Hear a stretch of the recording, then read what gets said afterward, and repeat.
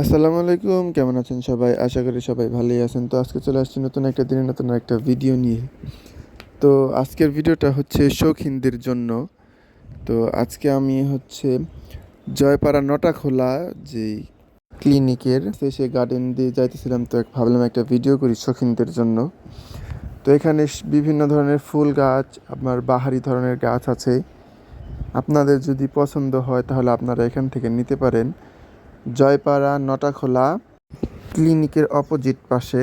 তো এখানে আপনারা বিভিন্ন ধরনের গাছ পাবেন। এখানে অনেক ধরনের গাছ পাওয়া যায়।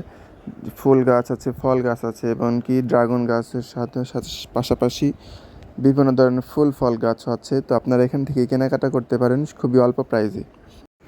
আর এই ভিডিওটা করার উদ্দেশ্য হচ্ছে শৌখিনদের জন্য। শৌখিনরা দেখা গেছে ফুল ফল গাছ অনেক পছন্দ করে, তো তাদের জন্য।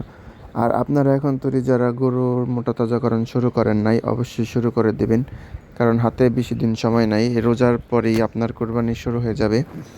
তো এখন তৈরি যদি আপনারা ভালোভাবে মোটা তাজাকরণ প্রসেসিং না নেন তাহলে সঠিক ফলাফল পাবেন না।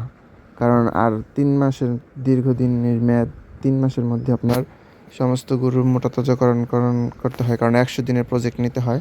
তো 100 দিনের প্রজেক্ট আর বেশি দিন নাই, তো আপনারা এখনই শুরু করে দেবেন।